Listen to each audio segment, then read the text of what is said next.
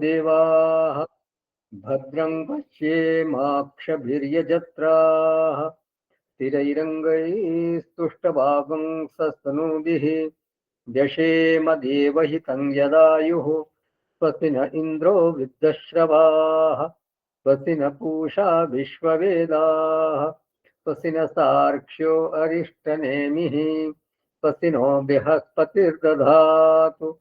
ओम शांति शांति शांति। सदाशिवसमारम्भां शङ्कराचार्यमध्यमाम् अस्मदाचार्यपर्यन्तां वन्दे गुरुपरम्पराम्। शङ्करं शङ्कराचार्यं केशवं बादरायणं सूत्रभाष्यकृतौ वन्दे भगवन्तो पुनः पुनः भगवन्तो पुनः पुनः। गीता ध्यानम्। ॐ पार्थाय प्रतिबोधितां भगवता नारायणेन स्वयं व्यासेन ग्रथितां पुराणमुनिना मध्ये महाभारतम् अद्वैतामृतवर्षिणीं भगवतीम् अष्टादशाध्यायिनीम् अम्ब त्वामनुसन्दधामि भगवद्गीते भवद्वेषिणीम्। नमोऽस्तु ते व्यासविशालबुद्धे फुल्लारविन्दायतपत्रनेत्र येन त्वया भारततैलपूर्णः प्रज्वालितो ज्ञानमयप्रदीपः प्रपन्नपारिजाताय स्तोत्रवैत्रैकपाणये ज्ञानमुद्राय कृष्णाय गीतामृतदुहे नमः। सर्वोपनिषदो गावो दोग्धा गोपालनन्दनः पार्थो वत्सः सुधीर्भोक्ता दुग्धं गीतामृतं महत्। वसुदेवसुतं देवं कंसचाणूरमर्दनं देवकी परमानन्दं कृष्णं वन्दे जगद्गुरुं कृष्णं वन्दे जगद्गुरुं कृष्णं वन्दे जगद्गुरुं। हाँ डॉक्टर सक्सेना साहब। हरिओम हरिओम। हाँ। जय हरि गोविंद जय हरि गोविंद जय हरि गोविंद जय हरि गोविंद जय जय गोविंद जय हरि गोविंद जय जय गोविंद जय हरि गोविंद जय जय गोविंद जय हरि गोविंद जय जय गोविंद जय हरि गोविंद जय जय गोविंद जय हरि गोविंद जय जय गोविंद जय हरि गोविंद जय जय गोविंद जय हरि गोविंद जय जय गोविंद जय हरि गोविंद जय जय गोविंद जय हरि गोविंद जय जय गोविंद जय हरि गोविंद जय जय गोविंद जय हरि गोविंद जय जय गोविंद जय हरि गोविंद। हरि ओम तत्सत। थैंक यू डॉक्टर साहब। तो भगवान ने बुद्धि के प्रकरण में सबसे पहले सात्विक बुद्धि का वर्णन किया और बोला कि वो सात्विक बुद्धि वो है जो 8 चीजों को सम्यक रूप से जान सकती है। प्रवृत्ति, निवृत्ति, कार्य, अकार्य, भय, अभय और बंधम मोक्ष।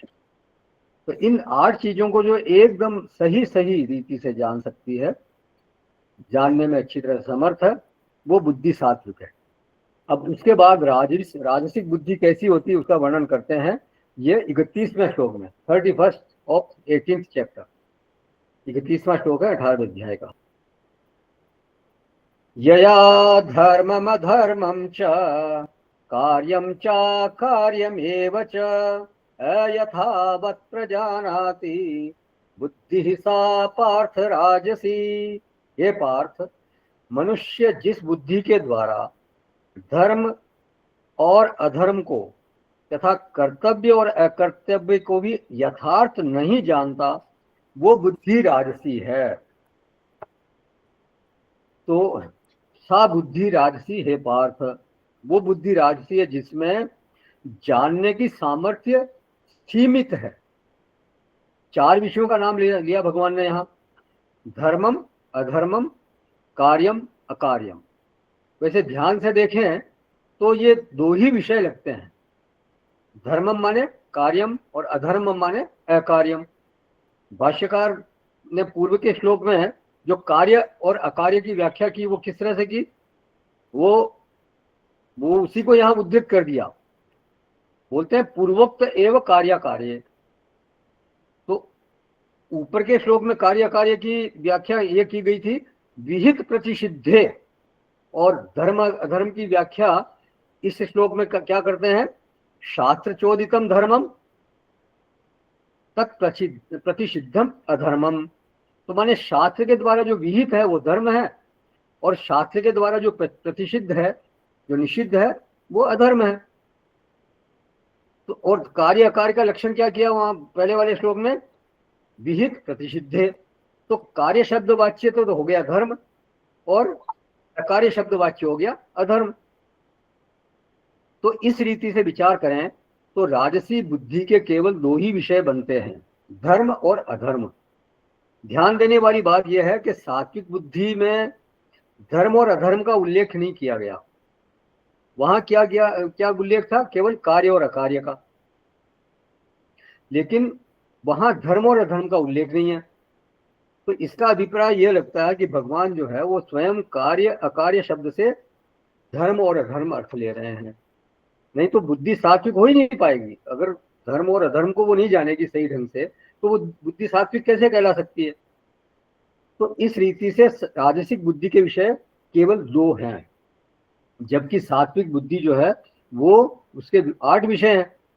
तो इन दोनों में सामर्थ्य का इतना बड़ा अंतर हो गया। जब कहीं प्रवृत्ति के निरूपण की बात अगर आएगी तो वहां पर राजसिक बुद्धि जो है वो बिल्कुल अपने आप को असमर्थ महसूस करेगी, वो बिल्कुल कुंद हो जाएगी, उसके चिंतन करने में वो असमर्थ हो जाएगी। जैसे बोलते हैं ना मुझसे ये नहीं होता, या मुझसे चला नहीं जाता, या मानो कि बुद्धि वो चलने में असमर्थ हो गई, एक तरह से घिसट रही है वो बुद्धि। तो एक तरह का ये करण दोष है। जो साधन है वो हमारा बुद्धि वाला साधन है, करण है, वो उसमें दोष है। अगर उस करण में मलिनता आ जाए तो हो सकता है वो उल्टा भी समझने लग जाए, फिर वो तामसिक श्रेणी में चली जाएगी। तो जिस करण के कारण, जिस साधन के कारण मनुष्य हम मनुष्य कहलाते हैं, और जिस करण के कारण हमारा वैभव है, उसको हमें संभालना चाहिए। माने बुद्धि को हमारे को चमकाना चाहिए, उसका पूरा ध्यान रखना चाहिए। एक साधक को चाहिए कि उसमें किसी प्रकार की कोई विकारोन्मुखता न आने पाए, रजोन्मुखता न आने पाए। यदि चित्त विकारी हो रहा है और चाहे कि बुद्धि बिल्कुल सात्विक हो जाए, ये तो कभी होने वाला नहीं है, संभव ही नहीं है। ये कोई लौकिक विद्या नहीं है कि हीन आचरण भी होता रहे व्यक्ति के द्वारा और वो ये विद्या को भी प्राप्त कर ले, ये तो हो नहीं सकता। यहाँ तो भगवान ने मानो एक तरह से ताला लगा रखा है। वो उनका ये है कि आप ये करोगे तो आपको ये विद्या प्राप्त होगी। आप गुरु सत्य करो, आप श्रवण मनन निधि ध्यासन करो, तो आपको ये विद्या प्राप्त होगी। मतलब माने श्रवण मनन निधि ध्यासन की चाबी लगाओगे तब यह ताला खुलेगा, अदरवाइज ये ताला खुलने वाला नहीं है। तो राजसिक बुद्धि में वो सामर्थ्य नहीं है कि वो 8 विषयों को जान सके, उनकी ओर। तो इसकी सामर्थ्य क्या है, बोले दो विषयों की ओर ये चलती है, वो भी बड़ी मुश्किल से इनको जान पाती है। वो दो विषय क्या है? बोले कार्यम अकार्यम। अब ये बुद्धि सम्यक रूप से नहीं चलती। क्या है? अयथावत प्रजानाति। इन दो विषयों को भी वो समग्र रूप से जानने में, उनको उनके मर्म में जाकर उनको तात्विक रूप से पहचानने में ये बिल्कुल असमर्थ है। स्पष्ट ज्ञान नहीं हो पाता इसको, अस्पष्ट ज्ञान रहता है। माने जैसे बोलते हैं ना कि he is not very clear, he is confused. तो इस तरह की कंफ्यूज्ड बुद्धि है, ये राजसिक बुद्धि है। प्राय ऐसा कहा जाता है कि भगवान ने बुद्धि तो सबको ही दी है, वो एक जैसी होती है, सब में बुद्धि एक जैसी है, लेकिन वास्तव में एक जैसी बुद्धि होती नहीं है। असल में मनुष्य मनुष्य में असली भेद किसका है? बुद्धि का ही भेद है। बुद्धि के कारण एक राजा बनता है और एक उसका नौकर बनता है, या बिल्कुल एकदम नीचे नीचे की श्रेणी में होता है। भेद किसका है? बुद्धि का। एक अफसर है और एक चपरासी है। मनुष्य मनुष्य दोनों है, लेकिन बुद्धि के भेद के कारण उनके कार्य, बिल्कुल कर्म में फर्क हो गया, उनके पद में फर्क हो गया। रूप का, रंग का, लिंग का भेद, ये तो सब सतही भेद है, ये कोई भेद है ही नहीं वास्तव में। पशु और मनुष्य में वास्तव में किस चीज का भेद है? हम मनुष्य क्यों कहलाते हैं? पशुओं से भिन्न क्यों है? बुद्धि के कारण भिन्न है। तो बुद्धि के बल पर ही मनुष्य जो है वो बड़े बड़े खतरनाक जानवर जितने भी हैं उनको अपने वश में करता है। आदमी हवाई जहाज चलाता है, कितने टन लोहे का वो जो है वो हवा में उड़ता है, कितना टन लोहा, हजारों टन लोहा जो वो समुद्र पे पानी पे तैरता है। आदमी कहाँ पहुंच गया? चांद पे पहुंच गया। किसके बल पर? बुद्धि के बल पे। आदमी जो है वो अनंत कोटि करोड़ों प्रकाश वर्ष दूर जितनी आकाश गंगाएं हैं, ग्रह नक्षत्र है, उनका ज्ञान है। किसके बल पर? बुद्धि के बल पर। तो छोटे से मोबाइल में आपको पता नहीं कितनी कितने चीजें मिल रही है, और आप अमेरिका में बैठा हुआ आदमी, आप एकदम सामने सामने बात हो रही है। किसके बल पर? बुद्धि के बल पर। तो बुद्धि जो है वो हमारा परम उपकारी करण है, उसको अच्छे से हमारे को संभालना चाहिए, उसको उत्कृष्ट बनाते रहने का प्रयास हमें करते रहना चाहिए। अगर उसमें कोई विकार आता है और आप उसे स्वीकार करते हो, उसके प्रति उसको स्वीकार नहीं करते, उसके प्रति चिंतित नहीं होते, तो फिर उसमें, मतलब विकार को स्वीकार कर लेते हो, उसको प्रति चिंतित नहीं होते, तो फिर उसमें सुधार आने की संभावना कम हो जाती है। स्वामी शरणानंद जी कहते थे कि जो चीज आपको साधना के विरुद्ध लगती है और उसके हटने पर आपको ग्लानि होनी चाहिए, व्यथा होनी चाहिए, प्यास लगी और पानी नहीं मिले आपको तो आप परेशान होते हो, लेकिन सत्वगुण चाहिए और वो नहीं है आपके पास, और उसके लिए आप परेशान नहीं होते। तो बोले ये साधक अभी उस स्टेज पर नहीं पहुंचा है जिस स्टेज पर व्यथा होती है। अगर आपके पास सत्वगुण नहीं है तो आपको व्यथा होनी चाहिए कि मुझे सत्वगुण क्यों नहीं मिल रहा है, मेरे को उसके लिए प्रयत्न करना चाहिए, आपको उसके लिए एक एक चिंता होनी चाहिए कि मुझे इसके लिए आगे चलना है। तो जहां तुलसी रोते हैं, शूर रोते हैं, इस तरह की व्यथा आपको होनी चाहिए। लेकिन क्या करें, बुद्धि में रजस है, व्यथा होती ही नहीं है, और उसी का ये कमाल है। तो कहते थे कि इतना सुधार तो करना ही चाहिए कि विकार अगर है मनुष्य में, बुद्धि में विकार अगर है, और हम मानो विवश हैं कि उस विकार को हटा नहीं पा रहे हैं, तो कम से कम व्यथा तो होनी चाहिए, उसके प्रति हमारे को एक दुख का भाव आना चाहिए मन में कि ये क्यों नहीं हट रहा है। प्रार्थना करनी चाहिए भगवान से कि मेरे मेरे मेरे बल से ये नहीं हो पा रहा है, आप कृपा करो, आप मेरे में वो सामर्थ्य दो कि मैं इसको हटा पाऊं। तो अगर इस तरह की व्यथा होगी तो फिर वो विकार धीरे धीरे दूर होने की संभावना बन जाएगी। वो भगवान कृपा करेंगे, वो विकार धीरे धीरे हटेंगे। तो माने विकार की जो स्वीकृति है, अगर उसको नहीं, आप उसको स्वीकृति नहीं देंगे, विकार को हम जस्टिफाई नहीं करेंगे, तो वो विकार धीरे धीरे हट जाएगा। और विकार को स्वीकार कर लिया तब तो समझो कि फिर आप वो उसको हटा नहीं पाएंगे, तब तो फिर वो आप पर शासन करेगा। तो गो ऑन फाइटिंग, ऐसा संतों ने कहा कि आप उसके साथ युद्ध करते रहो, लड़ाई करते रहो, भले आप हार जाओ कोई बात नहीं, फिर भी आप उसके साथ युद्ध करो, और फाइट शुड बी कंटिन्यू। तो धीरे धीरे उसमें आप में सुधार होना शुरू हो जाएगा। तो यया धर्म अधर्मम कार्यम च अकार्यम एव च। अच्छा, इसमें एक बात और है कि भगवान धर्म शब्द का अर्थ यहाँ यदि कार्य को ही मानते तो एक तरह से ये तो पुनरुक्ति होगी, 2 बार बोल दिया उन्होंने। धर्म और कार्य अगर एक ही है तो फिर 2 बार बोलने की क्या जरूरत थी? धर्म अधर्म बोल देते या कार्य अकार्यम बोल देते। शब्द 4 दिए हैं लेकिन अर्थ दोनों का एक है। तो भाष्यकार ने जो कार्य अकार्य के लिए शब्द अर्थ किया वो विहित प्रतिषिद्ध किया, और धर्म अधर्म का अर्थ किया वो शास्त्र चोदितम, और मतलब वो विहितम, और अधर्म का अर्थ किया उन्होंने प्रतिषिद्धम।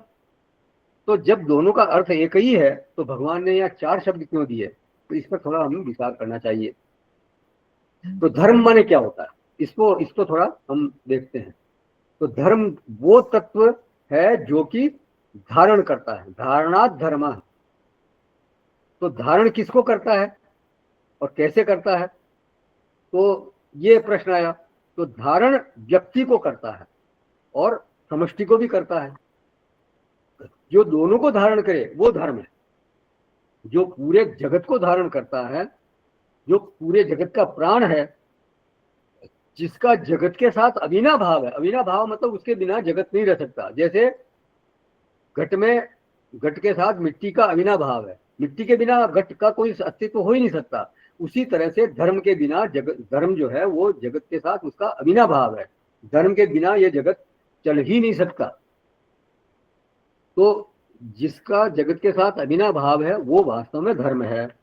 इसलिए धर्म शब्द का जो परम अर्थ है वो है आत्मा, चित ब्रह्म। तो धर्म का मूल तत्व तो यही है। अच्छा, धर्म शब्द का एक अर्थ और होता है, वो है व्यष्टि के संदर्भ में वो जीव। क्यों जीव है? क्योंकि इस संघात को जो धारण कर रहा है, हमारे शरीर को जो धारण कर रहा है वो जीव ही है। इतना ही नहीं, भगवान ने कहा सारी सृष्टि को जीव धारण करता है। जीव भूता महाबाहो ये एकदम धार्यते जगत, जिससे यह संपूर्ण जगत धारण किया जाता है वो मेरी जीव रूपा परा प्रकृति है। 7वें अध्याय में बोला भगवान ने। तो इसका अभिप्राय है कि जीव जो है वो इसका प्रयोजन है। ये सृष्टि बनी किस लिए? जीव को भोग देने के लिए बनी है। उसका फल, जीव ने कर्म किए और उसके कर्मों के फल को भोग देने के लिए, उसके कर्मों को भुगताने के लिए इस सृष्टि का निर्माण हुआ है। तो वो जो जीव है वो सृष्टि का औचित्य किस लिए है? जीव के लिए है, क्योंकि उसके कर्मों का भोग देना इसलिए सृष्टि का औचित्य है। अन्यथा सृष्टि का कोई औचित्य है नहीं। इसलिए जीव सृष्टि धारण करता माना जाता है। तो धर्म शब्द का मूल अर्थ हो गया आत्मा और एक और अर्थ हो गया जीव। अब जरा स्थूल की तरफ हम देखें, स्थूल इसका अर्थ देखें तो धर्म शब्द का अर्थ होता है आचार संहिता, एक आचरण की प्रक्रिया, आचरण का संविधान, व्यक्ति के लिए भी और समाज के लिए भी और राष्ट्र के लिए भी और पूरी सृष्टि के लिए भी। तो समष्टि के लिए जो एक सनातन संविधान है उसका नाम है धर्म, और उस संविधान का नाम है वेद। तो भाष्यकार ये बोलते हैं शास्त्र चोदितम। तो इसका जो अभिप्राय है वो वेद ही है। वो वेद को ही दृष्टि में रख करके ये बात बोलते हैं। वैशेषिक सूत्र में कणाद ऋषि बोलते हैं को नाम धर्म, तो यद वेद विहितम। धर्म क्या है? तो जो वेद के द्वारा विहित है वो धर्म है। तो धर्म माने एक आचार संहिता है, आचरण संहिता है। वो सबके लिए है, हर देश, हर काल, हर व्यक्ति, हर वर्ग, हर पद, मतलब सबके लिए। कि राजा का धर्म यह है, मंत्री का धर्म यह है, प्रजा का धर्म यह है, व्यक्ति का धर्म यह है। सारे धर्मों की वहां व्याख्या है। एक सनातन संविधान है जो सार्वभौमिक है, सार्वकालिक है, सार्वजनीन है, वो है वेद। तो आचार संहिता का पर्यवसान कहाँ होना चाहिए? धारणा में, तभी वो धर्म बनेगी। तो आचार व्यवस्था जो व्यक्ति को, समाज को, मतलब ऐसी आचार व्यवस्था जो व्यक्ति को, समाज को, राष्ट्र को, विश्व को, ब्रह्मांड को धारण करे, वो धर्म है। अब व्यष्टि में जो हमारे शरीर को धारण करे, हमारे परिवार को धारण करे, जहाँ हम रहते हैं वहाँ हमारी रहनी ऐसी हो जो वातावरण में जहर नहीं घोलती हो, हमारे व्यवहार से, हमारे बोलने से, हमारी आदतों से, मतलब किसी को हमारे कारण कष्ट न हो, ये धर्म कहलाएगा। तो एक साधक को तो इन बातों का ध्यान रखना ही चाहिए। शरीर को धारण करने वाला, समाज को धारण करने वाला जो आचार है वो फिर धर्म कहलाएगा। फिर बुद्धि को धारण करने वाला शुभ संस्कारोत्पादक आचार, माने वासना में सुधार हो, जीवन मूल्यों में सुधार हो, त्रिगुण में सुधार हो, ऐसा जो आचार है वो धर्म है। और इसका जो ज्ञान कर लेती है बुद्धि, वो फिर बुद्धि कहलाती है सात्विक। और जिसको समझ में तो आता है लेकिन पूरा समझ में नहीं आता, वो कहलाएगी राजसिक बुद्धि। अव्यथावत जानाती, मतलब वो पूरी तरह से जानती नहीं है, तो ये उसकी एक तरह की उस बुद्धि की सीमा होगी, वो राजसिक बुद्धि है। तो जब हम धर्म शब्द का उच्चारण करते हैं तो इसका इतना व्यापक अर्थ हमारे को समझ में आना चाहिए।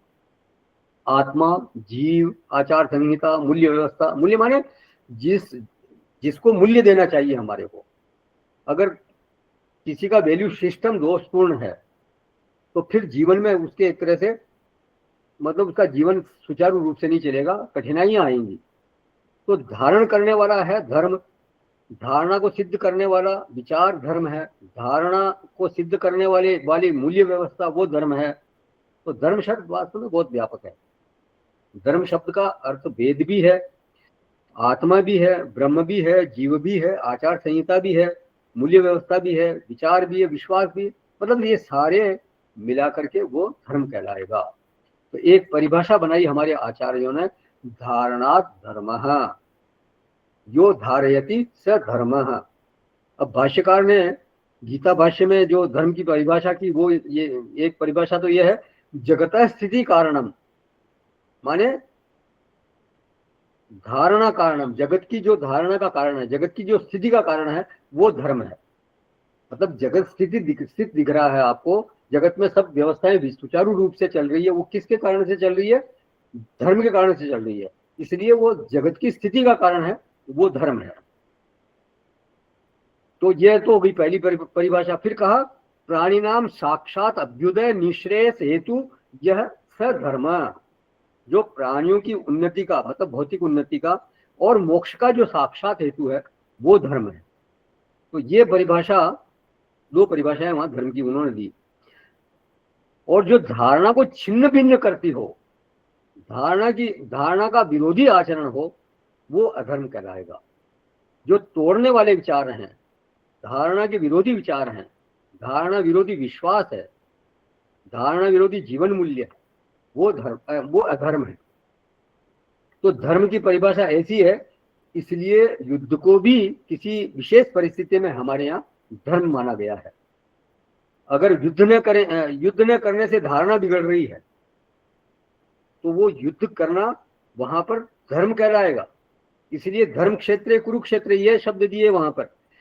कुरुक्षेत्र को भी कहा गया धर्म क्षेत्र, युद्ध क्षेत्र कुरुक्षेत्र ऐसा भी बोल सकते थे, नहीं, लेकिन नहीं बोला।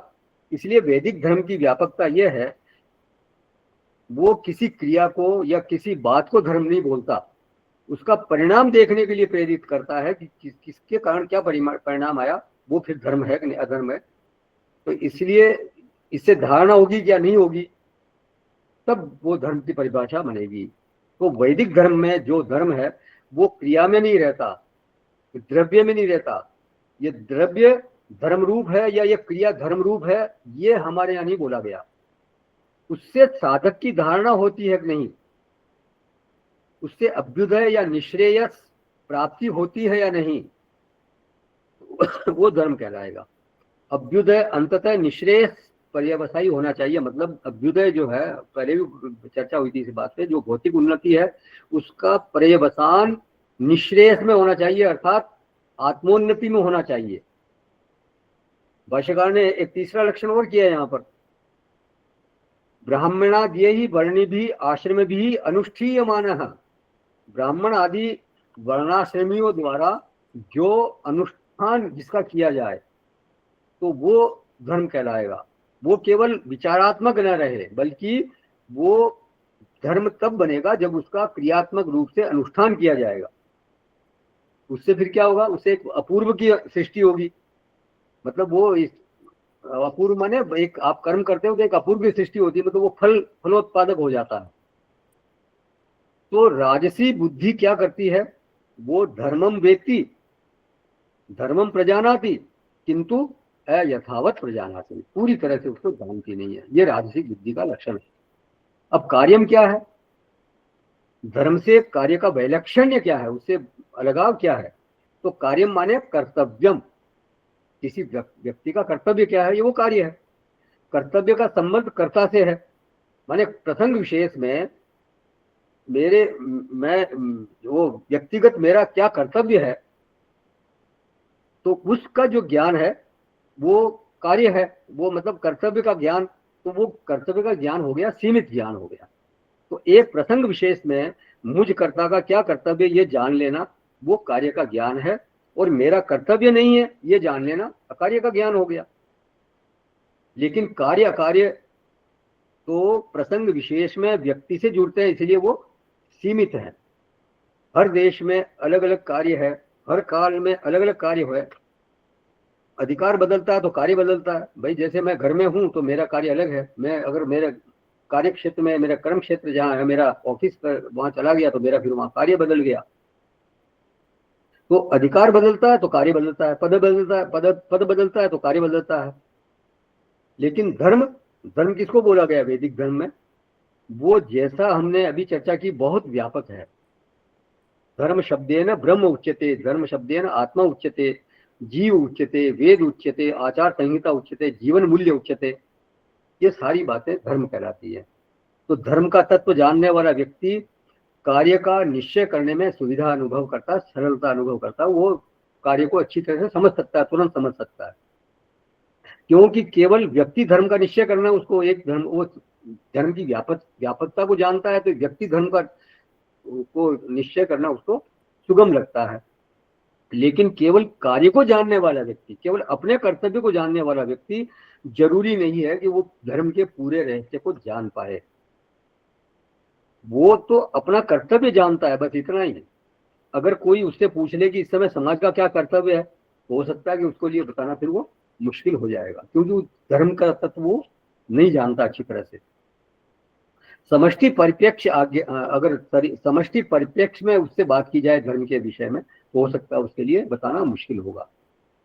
अब जैसे अर्जुन को शिष्य के नाते या पौत्र के नाते यही बोध हो रहा था व्यक्तिगत रूप से कि मुझे तो इनकी पूजा करनी चाहिए, पूजार हो, क्योंकि सामने द्रोणाचार्य खड़े हैं, सामने भीष्म पितामह खड़े हैं, और वो बोलता है कि कथम भीष्ममहं संख्ये द्रोणम च मधुसूदन इषु भी प्रतियोत्स्यामि पूजार्हा वरिसूदन। ये तो मेरे पूजनीय है, इनकी तो मुझे पूजा करनी चाहिए, मैं इनको कैसे मारूं। तो उस समय वो व्यक्तिगत रूप से ये सोच रहा था कि मेरा कर्तव्य नहीं है इनको मारना, ये वो मान रहा है। तो अब समष्टि परिप्रेक्ष्य में मैं धर्म पक्ष का सेनानायक हूं, मुझे अधर्म के पक्ष में खड़े लोगों को के साथ युद्ध करना, चाहे वो मेरे गुरु ही क्यों ना हो, चाहे वो मेरे पितामह ही क्यों ना हो। तो ये बात उसके स्फुरित नहीं हो रही है कि मुझको इनके साथ युद्ध करना चाहिए, क्योंकि ये अधर्म के पक्ष में खड़े हैं। धर्म तो धारक तत्व को बोलते हैं, चाहे वो युद्ध द्वारा ही क्यों ना हो। अगर युद्ध के द्वारा ही धर्म की स्थापना होनी है तो युद्ध जरूरी है, फिर युद्ध करना चाहिए वहां पे। क्योंकि हस्तिनापुर के शासन तंत्र में उस समय क्या हो रहा था, अधर्म का बोलबाला हो रहा था। तो ऐसे लोगों को वहां से हटाना जरूरी था जो कि अधर्म के पक्ष में खड़े थे। तो माने जिस भी चीज से धारणा हो, युद्ध हो, साम हो, दाम हो, दंड हो, भेद हो, जिस भी चीज से धारणा हो, ये सब नीति के अंग है। इनमें कोई भी क्रिया ऐसी नहीं है जिसको हम पूरी तरह से अधर्म बोलते हैं, अधर्म बोल सकते हैं। क्योंकि अगर दंड भी देना है या भेद भी हो या साम हो, दाम हो, ये सब नीति के अंतर्गत आते हैं। इसलिए इनको अधर्म ही मान सकते हैं। अगर परिस्थिति विशेष में अगर किसी का भेद लेना है और उससे धर्म की स्थापना हो रही तो वो जरूरी है, वो उस समय धर्म कहलाएगा।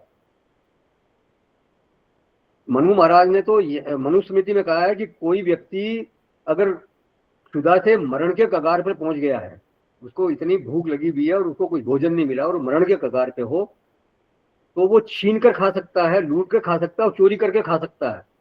उस समय वो अधर्म ही कहलाएगा, वो धर्म कहलाएगा उसके लिए। ये आपद धर्म है। लेकिन वो व्यवसाय नहीं बनना चाहिए, मतलब ये नहीं वो व्यवसाय वो अपना ले उसका। अगर उसका जीवन रक्षण हो गया उस समय, फिर वो आपद धर्म समाप्त हो गया, उसके बाद आपद धर्म नहीं रह जाता। फिर तो सामान्य और विशेष धर्म चलेंगे साथ में। ये 3 तरह के धर्म बताए शास्त्रों में, सामान्य धर्म, विशेष धर्म और आपद धर्म। धर्म की व्याख्या बहुत बड़ी है, ये तो अब विषय बहुत लंबा है। अब ये ध्यान जानना चाहिए अपने को कि ये 3 तरह के धर्म होते हैं। सामान्य धर्म मतलब अहिंसा, सत्य, जीव मात्र पर दया, ये सामान्य धर्म है। तो विशेष धर्म जो व्यक्ति का धर्म है, मैं परिवार में मैं पिता हूँ तो मेरा पिता का क्या धर्म है, और कोई राजा तो उसका क्या धर्म है, ये विशेष धर्म है। और आपद धर्म जो मैंने अभी बताया। इसके अलावा भी जैसे कोई व्यक्ति आया है भागता हुआ, वो कहता है कि लोग मेरे पीछे पड़े हुए हैं तो मेरे को बचाओ, और आपने उसको छुपा दिया घर में। अब वो पीछे आए लोग, बड़े भाई फला व्यक्ति आया क्या, तो अब आप उसको बोल दो भाई नहीं आया, इसका मतलब आप झूठ बोल रहे हो। लेकिन उसकी जीवन रक्षण करना इस समय आपका धर्म है।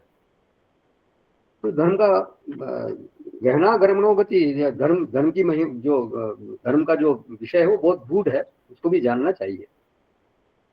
तो धर्म तत्व बहुत विशाल विषय है, और कार्य जो है वो धर्म का एक छोटा सा अंग है, छोटा सा एक पहलू है। इसलिए भगवान 4 शब्द यहाँ बोलते हैं, दोनों का अर्थ एक होने पर भी उनका भेद हमारे को समझ में आना चाहिए।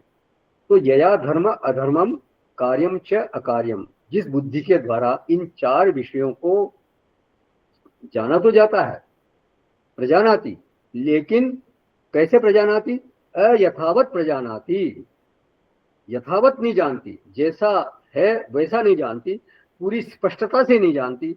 भाष्यकार ने लिखा है, न यथावत सर्वतो निर्णयेन, सर्वतो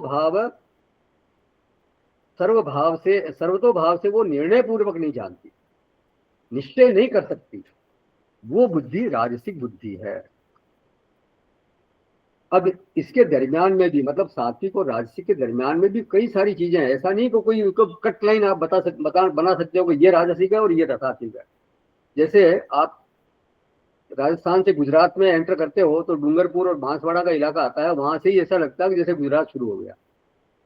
लेकिन गुजरात की सीमा के पास जाएंगे तो भी ऐसा लगता है कि थोड़ा बहुत राजस्थान चल रहा है। मतलब एग्जैक्ट क्लियर कट लाइन, वैसे तो ठीक है वो एक बाउंड्री बना रखी है कि भाई ये राजस्थान की सीमा, ये गुजरात की सीमा, लेकिन वास्तव में वो आभास होता नहीं कि भाई एग्जैक्ट ये है। तो उसी तरह से सत्व और रजस में भी अभी जब आएगा ब्राह्मण क्षत्रिय वैश्य के, जब ये आएंगे गुणधर्म, तो उस समय फिर ये और चर्चा करेंगे। तो इसकी क्लियर कट लाइन नहीं बनाई जा सकती, लेकिन मोटे मोटे विभाग 3 ही है, सत्व, रज और तम। तो उसको हमारे को समझना चाहिए। तो ये जो बुद्धि पूरी तरह से नहीं जान पाती विषय को, उसको बोलते हैं राजसिक बुद्धि, यथावत प्रजानाति। अब तामसिक बुद्धि कैसी है उसका वर्णन करते हैं भगवान 32वें श्लोक में। 31वें श्लोक से संबंधित किसी का कोई प्रश्न है या कोई पूछना है पूछे, नहीं तो फिर आगे चलते हैं। 32वां श्लोक है 18वें अध्याय का। अधर्मम धर्ममिति या मन्यते तमसावृता, सर्वार्थान विपरीतांश बुद्धि सा पार्थ तामसी। ये अर्जुन, जो तमोगुण से भरी हुई बुद्धि अधर्म को भी ये धर्म है ऐसा मान लेती है, तथा इसी प्रकार अन्य संपूर्ण पदार्थों को भी विपरीत मान लेती है, वो बुद्धि तामसी है। तो अधर्मम धर्मम इति, ऐसी बुद्धि तामसी कहलाती है पार्थ, जो अधर्म को धर्म जानती है। जो बुद्धि व्यक्ति के पूर्वार्जित संस्कारों के कारण, पूर्वार्जित दोषों के कारण, पूर्वार्जित कर्मों के कारण इतनी मलिन हो गई है, इतनी अशुद्ध हो गई है, ऐसी स्थूल हो गई है, इतनी कुंद हो गई है कि वो सही नहीं जानती, और इतना ही नहीं, सही सही नहीं जानती इतना ही नहीं, उल्टा जानती है। देखिए, बुद्धि जाने बिना नहीं रह सकती। बुद्धि करण ही ऐसा है, जानना ही उसका काम है। वो जानेगी जरूर, लेकिन जानेगी सही, लेकिन पूरा, या तो वो पूरा जानेगी, या फिर वो जानेगी लेकिन थोड़ा अधूरा जानेगी, इधर उधर का जानेगी, पूरा सही नहीं जानेगी, वो मतलब राजसिक हो गई। और या फिर वो बिल्कुल ही उल्टा जानेगी। नहीं जानने वाला विकल्प वहां है ही नहीं, क्योंकि बुद्धिकरण जो है वो जानने के लिए ही बना है। वो जाने बिना रह नहीं सकता, उसका काम ही है, वही है। मतलब बुद्धि जाने बिना नहीं रह सकती।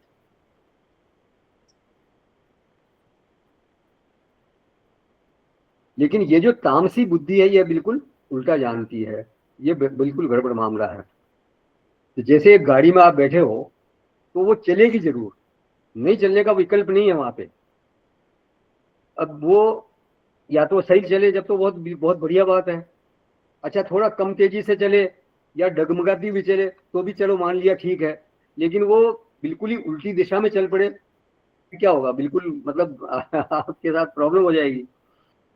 और वो चले बिना मानेगी नहीं, वो चलेगी सही, चलेगी सही, बट रुकेगी नहीं, चलेगी जरूर। अगर उल्टा चलती है तो फिर वो एक तरह से तामसिक हो गई। तो बुद्धि चाहे तामसी हो, लेकिन वो जानेगी जरूर। लेकिन क्या जानेगी? अधर्मम धर्मम इति। जो पक्का अधर्म है, जो बिल्कुल धारणा के विरुद्ध है, उसको वो धर्म मानती है। अब देखिए, कार्यम अकार्यम शब्द यहां पर नहीं दिए, अब केवल धर्म और अधर्म शब्द यहां दिए हैं। तो जो धारणा के विरुद्ध है, ऐसा आचरण, ऐसा रहन सहन, ऐसे विचार, ऐसा विश्वास, माने जो भी व्यक्ति करता है, उससे उसका शरीर खराब होता है, उसका यश नष्ट होता है। दूसरों की दृष्टि में जो त्याज्य है, लोग उसको अच्छी दृष्टि से नहीं देखते। दरिद्र हो गया आदमी, उपेक्षित हो गया, सारी दुखद चीजें जीवन में आ गई, लेकिन उसी को वो धर्म मानता है। भाष्यकार ने लिखा है यहाँ पे, अधर्मम प्रतिषिद्धम धर्मम विहितम इति या मन्यते। प्रतिषिद्ध को विहित मान लेता है, जो कि निषिद्ध है, शास्त्र के द्वारा निषिद्ध है, उसको वो विहित मान लेता है।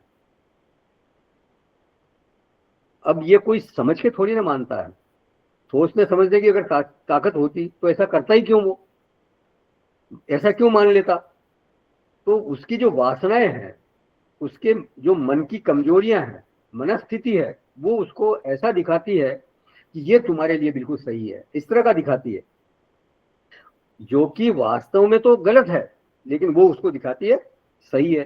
तो पूर्व पूर्व की जो उसकी वासनाएं हैं, पूर्व पूर्व की जो उसकी आदतें हैं, मन की जो पूर्व पूर्व की ऐसी कमजोरियां हैं, वो ऐसा दबाव डालती है उस व्यक्ति के चित्त पर, वो इस तरह से उसको मथ डालती है कि वो उसको भी सही मान लेता, विरुद्ध को भी वो सही मानने लगता है। देखिए, जानाती के बजाय यहाँ दिया शब्द उन्होंने मन्यते। तो मान्यता उसकी ऐसी बन गई है। ज्ञान होता तो कुछ उसमें यथार्थ होता। जैसे राजसी ज्ञान में कहा ना, यथावत प्रजानाति।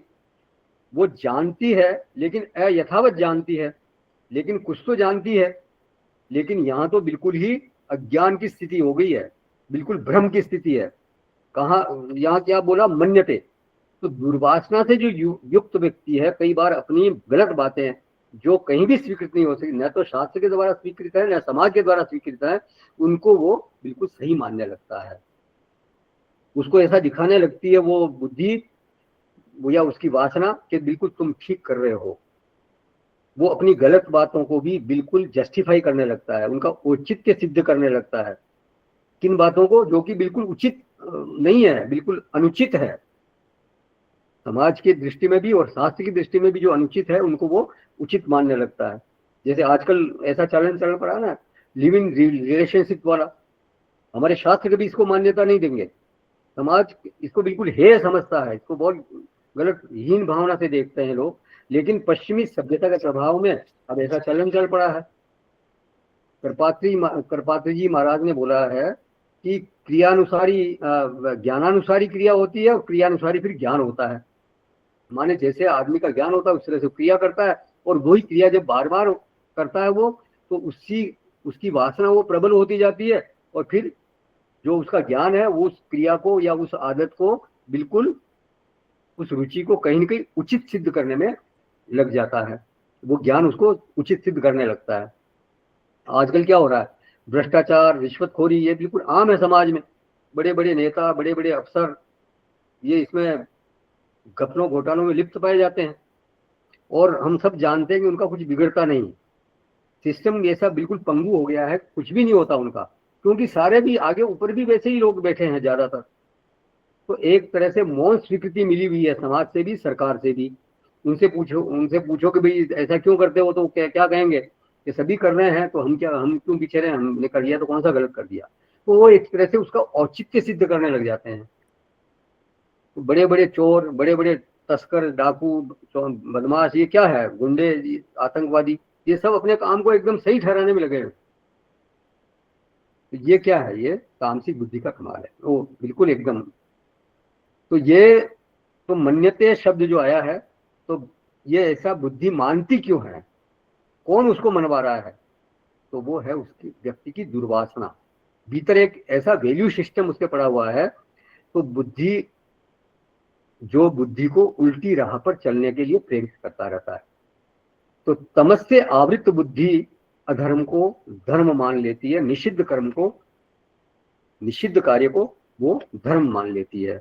फिर सर्वार्थान विपरीतान, भाष्यकार ने अर्थ किया, सर्वान एव ज्ञेय पदार्थान विपरीतान, मतलब जो जानने योग्य समस्त पदार्थों को वो विपरीत समझती है। विपरीत समझती माने मिसअंडरस्टैंड करती है। इसका मतलब ये नहीं है कि वो विपरीत समझती, इसका मतलब नहीं कि नमक को चीनी समझ लेती है या मिर्ची को बैंगन या बैंगन को आलू समझ लेती है, ये नहीं, मिसअंडरस्टैंड करती है। जो रोग का कारण है, वास्तव में रोग का कारण है, उसको वो भोग समझती है। तो इसका एक अर्थ और किया आचार्य ने कि पुरुष के 4 अर्थ बताए गए हैं, धर्म, अर्थ, काम, मोक्ष, ये सुने होगा, 4 पुरुषार्थ बताए गए हैं। तो अर्थ एक अर्थ है, काम है, फिर धर्म और मोक्ष है। तो सबसे पहले सर्व अर्थ से ये 4 पुरुषार्थ व्यक्ति हो गए। तो इन 4 अर्थों को जो बुद्धि उल्टा समझती है, मतलब अर्थ को, यहाँ अर्थ मतलब धन से मतलब है, काम को, धर्म को और मोक्ष को ये उल्टा समझती है। इनमें सबसे पहला है अर्थ। तो अर्थ माने धन, जो सुरक्षा देता है व्यक्ति को, वो स्थिरता देता है, वो जो ये एहसास कराती है कि भाई आप बिल्कुल सुरक्षित हो, सुरक्षा का एहसास कराती है ये। तो अर्थ जो काम, अर्थ जो पहला धन है, वो ऐसी वाली चीज है। उसके हो जाने पर आदमी महसूस करता है कि आई एम सेटल्ड नाउ, मैं बिल्कुल ठीक हूँ। और जब आदमी सेटल हो जाता है तब उसके चित्त में फिर भोग की कामना जागृत होती है, भोग की इच्छा होती है, विलास की इच्छा होती है। जैसे ट्रेन में हम रिजर्वेशन करा लेते हैं भाई देवर, तो रिजर्वेशन अगर हो गया, इसका मतलब एक तरह से आप सीट पे जाके बैठ गए तो आप सेटल हो गए।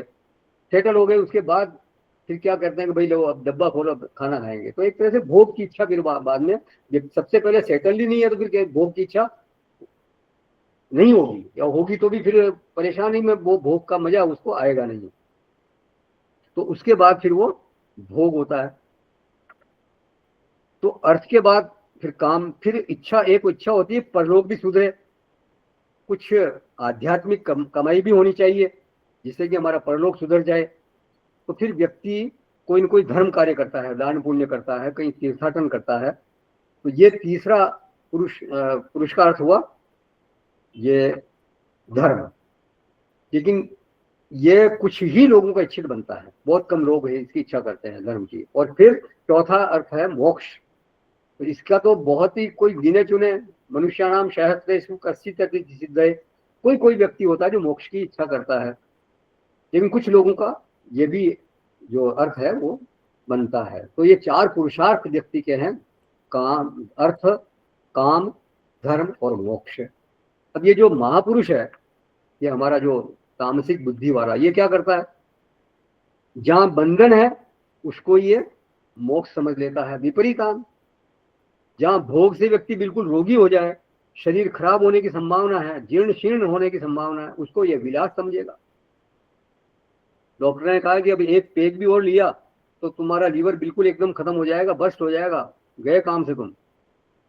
लेकिन ये सोचता है कि जब फिर जीने से, जब पीना नहीं तो फिर जीने से मतलब क्या, तो अगर मरना ही है तो फिर पी के ही मरना भाई। जब मरना ही है तो जब पूरा पी के ही मरो ना। तो ये सोचता वो, तूने जिंदगी दी, जी मैंने, तूने किस्मत में लिखा था पी, पी मैंने, घर न पीता तो तेरा लिखा गलत हो जाता, तेरे लिखे को निभाया ये खता की मैंने। ये इस तरह का सोच रखता है वो व्यक्ति।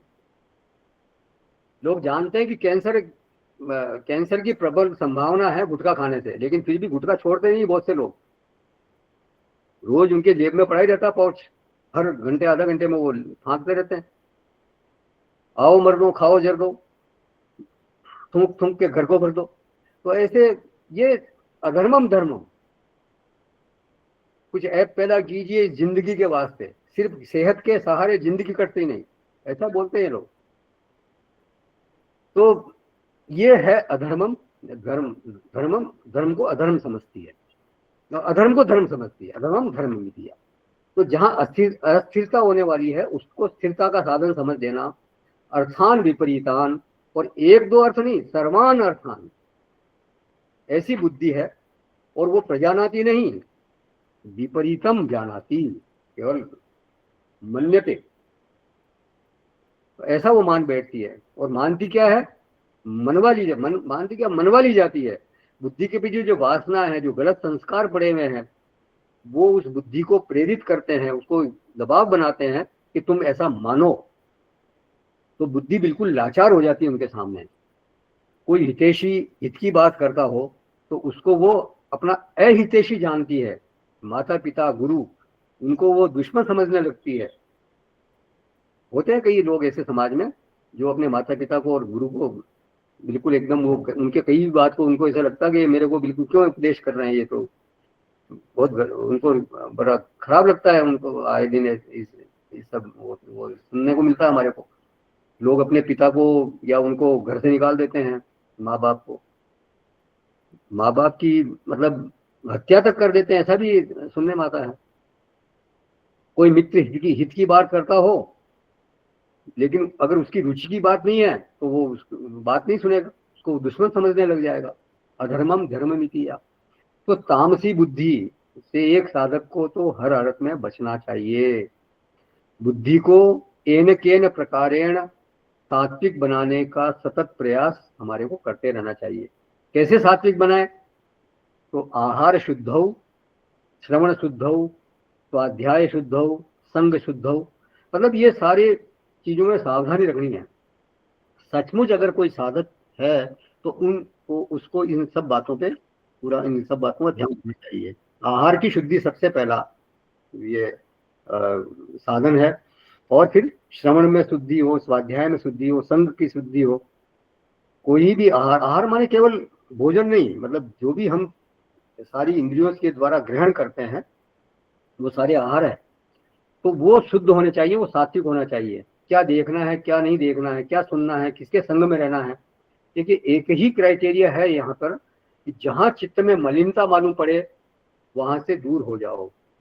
किसी से संग हुआ और पता चला कि ये संग ठीक नहीं है, इसके द्वारा मेरे चित्त में मलिनता आ रही है, मेरा चित्त खराब हो रहा है, तो उसको संग को छोड़ देना चाहिए। वो त्याग की हमारे में सामर्थ्य होनी चाहिए।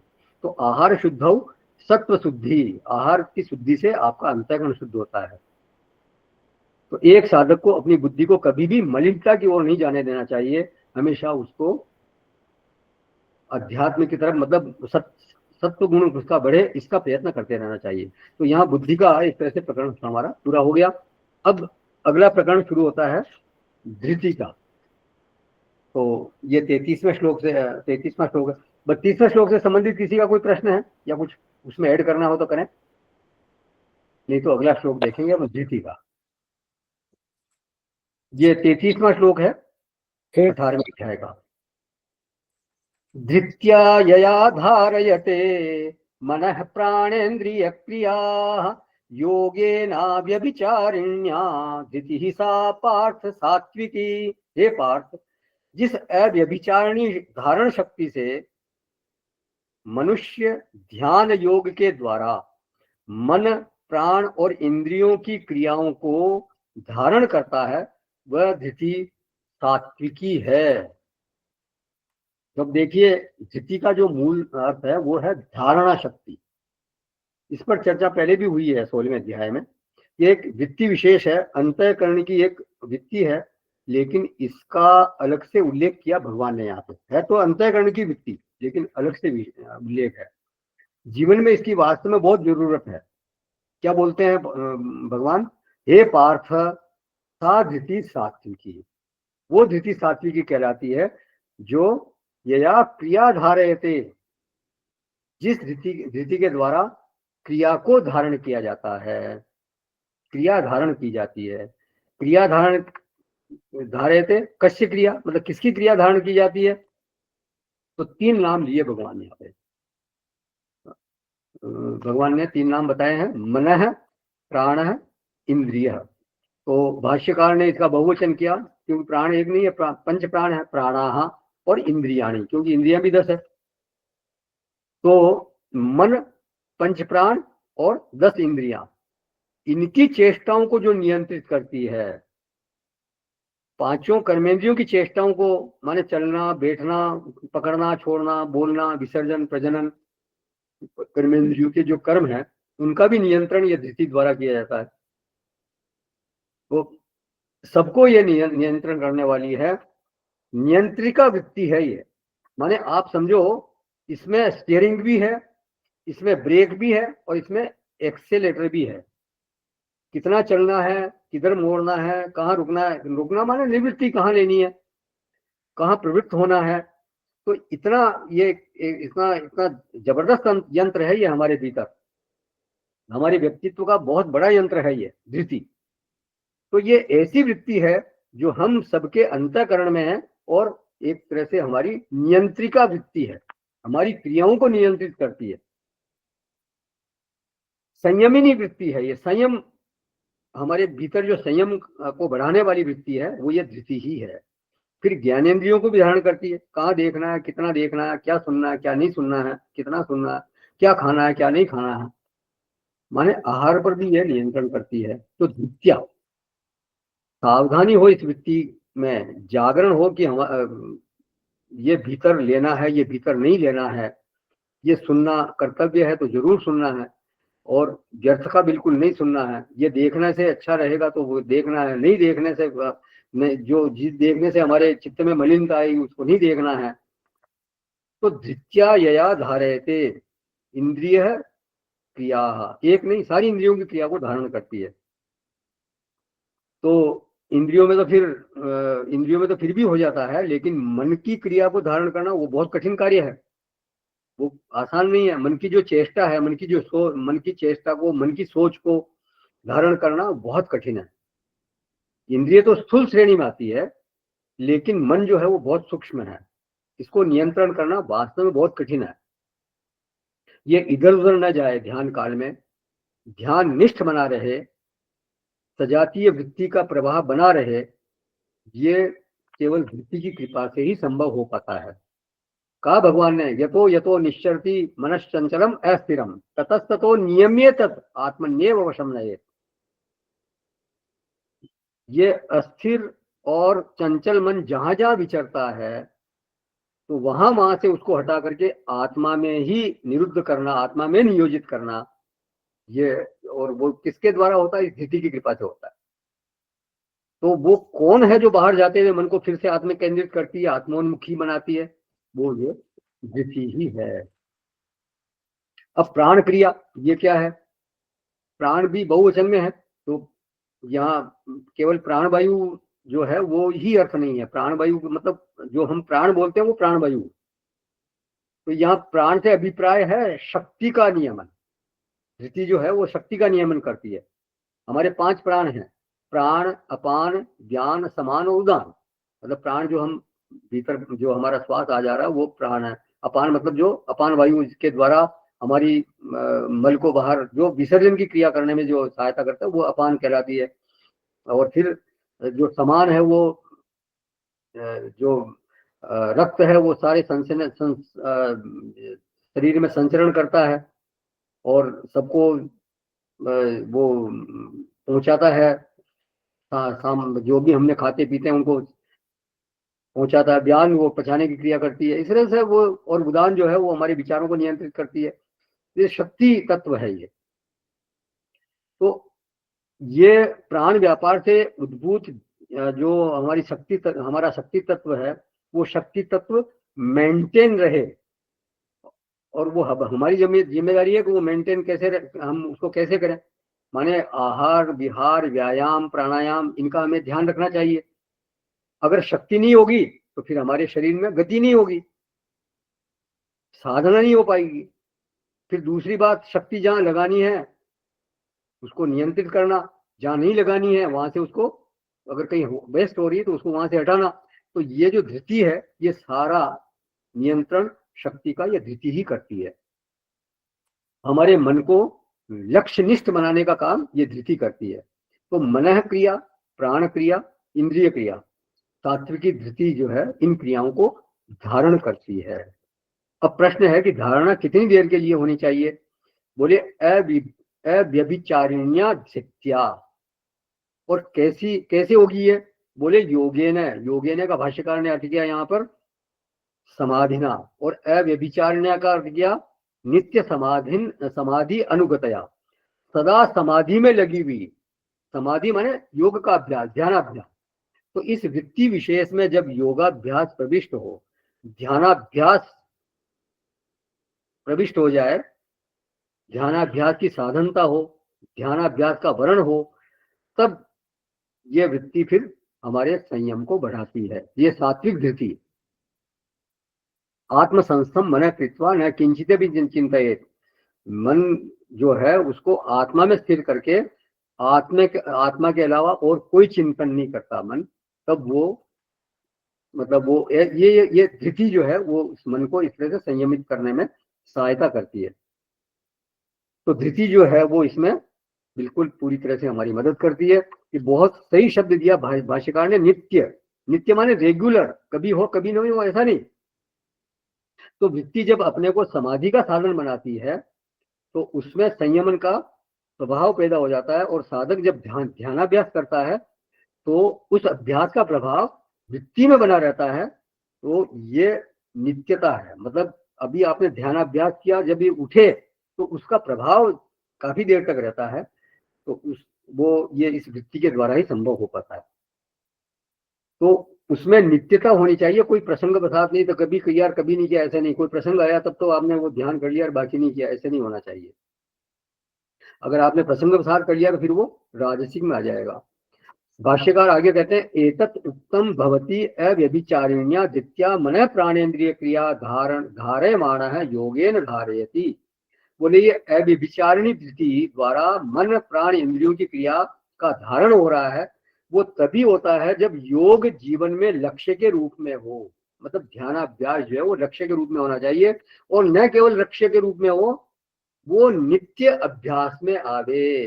तो भगवान का तात्पर्य यह है कि ध्यानाभ्यास से ही इस प्रकार की धृति का निर्माण होता है।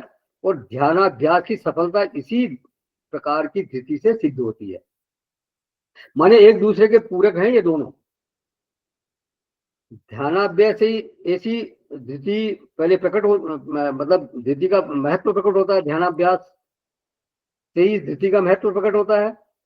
जो ध्यान में बैठता है उसको सच में मालूम पड़ता है कि मन कितना चंचल है। जब हम ध्यान में जाते हैं तब पता चलता है कि मन तो इधर उधर भाग रहा है। अब जो ध्यान में नहीं बैठेगा उसको मन की चंचलता का बिल्कुल मालूम पड़ेगा नहीं। साधारण व्यक्ति को तो बात ये पता चल ही नहीं सकती। वो तो जब उसको रोकने जाएंगे मन को तब पता चलता है कि उसमें कितना बल है। मन को रोकने में मन में कितना बल है, वो रुकता नहीं है। बिना रोके उसके बल का पता चल सकता नहीं। तो ये धृति जो है वो वास्तव में जाहिर ही कब होती है, जब व्यक्ति ध्यानाभ्यास में प्रवृत्त होता है, ध्यानाभ्यास करने जाता है, करने बैठता है, तब वो धृति की महत्ता उसको मालूम पड़ती है कि धृति का कितना बड़ा रोल है इस मन को संयम करने में। ध्यानाभ्यास से ये बढ़ती है और ध्यानाभ्यास को सफल बनाती है। फिर मतलब ध्यानाभ्यास आप करते हो तो फिर धृति जो है वो धीरे धीरे बढ़ती है, और धृति जब बढ़ती है तब फिर वो ध्यानाभ्यास को सफल बनाती है। तो वो वृत्ति जो हमारे भीतर है उसका नाम है धृति, और वो ऐसी वाली धृति जो है वो सात्विक धृति है, जो आपके ध्यानाभ्यास को सफल बनाने में मदद करती है, वो सात्विक धृति कहलाती है। वही वृत्ति जब राजसिक हो जाती है तब वो क्रिया को धारण नहीं करती, वो फिर धर्म, काम और अर्थ को धारण करती है। ये विषय फिर वहां आएगा जब राजसिक वृत्ति में हम इसको डिस्कस करेंगे। और जो वृत्ति क्रिया को धारण करती है, ध्यानोन्मुखी होती है, वो सात्विक वृत्ति है। तो ये सात्विक वृत्ति जो है यो व्यक्ति को ध्यानोन्मुखी बनाती है और क्रिया को धारण करती है। मतलब किसकी किसकी क्रियाओं को? मन की क्रिया को, प्राण की क्रिया को और इंद्रिय की क्रिया को धारण करती है। ये सात्विक वृत्ति है। किसी का कोई प्रश्न हो या कोई इसमें ऐड करना चाहे तो करें, इसलिए हम समापन करेंगे। भाई जी, हेलो, हरिओम। हाँ साहब, हरिओम। ये दोष और दोष से रहित, दोष और दोष से रहित मतलब विवेक से भाव नहीं है क्या इसका? क्या कह रहे हैं? विवेक से भाव नहीं है क्या? विवेक से मतलब नहीं है क्या इसका? नहीं, देखिए धृति जो है वो धारण करती है, विवेक जो है वो बुद्धि का काम है। धृति जो है वो एक तरह से संयम बढ़ाती है मनुष्य का, संकल्प। हाँ, संयमित करती है। मन और प्राण की क्रियाएं जो होती है उनका संयमन करती है ये। विवेक जो शब्द है वो बुद्धि से बुद्धि के संबंधित, बुद्धि जो है वो विवेक, बुद्धि से तो विवेक पैदा होता है, और धृति जो है वो धारण करती है क्रियाओं को। भाई मेरे लिए अगर कोई खाना जो है, भोजन है, वो शरीर को मैं कुछ जाके तकलीफ देगा या मेरे को परेशान करेगा या मेरे शरीर के लिए ठीक नहीं रहेगा, तो ये धृति वृत्ति है जो उसको रोकती है। हाँ, आप समझ रहे हैं बात को? मतलब क्या दोष और दोष से रहित? पहले विवेक होगा, नो डाउट, पहले विवेक होगा, लेकिन कई बार विवेक होने पर अगर धृति आपकी कमजोर है तो जानते हुए भी कि ये मेरे लिए हानिकारक है, फिर भी आप उसको आप ग्रहण कर लोगे, उसमें प्रवृत्त हो जाओगे। ये है विवेक माने बुद्धि और धृति माने संयम शक्ति, ये समझ लें आप। हाँ। एक ऐसी शक्ति है जो व्यक्ति को मतलब एक उसमें धैर्य का संचार करती है, संयम का संचार करती है। कोई मुश्किल में फंसता है तो उसको एक संबल देती है कि आप नहीं, चिंता मत करो, सब ठीक हो जाएगा। वो है धृति। ठीक है, थैंक यू। मैं वो आध्यात्मिक जीवन के 4 मुख्य स्तंभ कहे जाते हैं, जो धर्म, अर्थ, काम और मोक्ष। हाँ तो जी, आज आपने धर्म का बहुत गहन और व्यापक अर्थ बताया। तो उसमें हम लोग ये भी जोड़ सकते हैं कि भी धर्म का मतलब नियम है, हाँ, संयम है। बिल्कुल और बिल्कुल। उसके साथ ही साथ ये भी बोलते हैं कि दया ही धर्म का मूल है। हाँ, वो तो है ही, वो सामान्य धर्म में आता है, वो सामान्य धर्म। सामान्य। हाँ, धर्म का तो बहुत बड़ा अंग है ना, ये तो बहुत व्यापक है धर्म तो। व्यापक कर्मेति कवयोप्यत्र मोहिता। क्या धर्म है और क्या अधर्म है, इसमें तो कवि लोग जो बड़े बड़े विद्वान है वो भी नहीं समझ पाते कई बार। गहना कर्म का मतलब वहाँ धर्म है, कर्तव्य कर्म ही धर्म कहलाता है ना, ऐसे वैसे कहते हैं। तो वास्तव में धर्म तो बहुत बहुत व्यापक है विषय, ये तो मेरा उसमें मेन नियम को लेकर के है कि अगर धर्म आया है तो अपने जीवन में नियम भी अगर कोई है, आपने लिया कोई नियम आपने बनाए तो वो भी धर्म का एक अंग हुआ। लेकिन हर नियम आपने कोई नियम लिया वो हर समय वो धर्म ही कहलाएगा ऐसा नहीं, कई बार वो नियम बदल भी सकता है।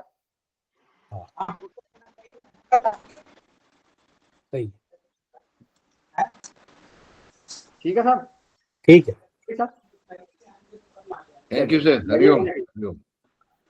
ओम पूर्णमदः पूर्णमिदं पूर्णात् पूर्णमुदच्यते पूर्णमादाय पूर्णमेवावशिष्यते। ओम शांति शांति शांति। हरि ओम। हरि।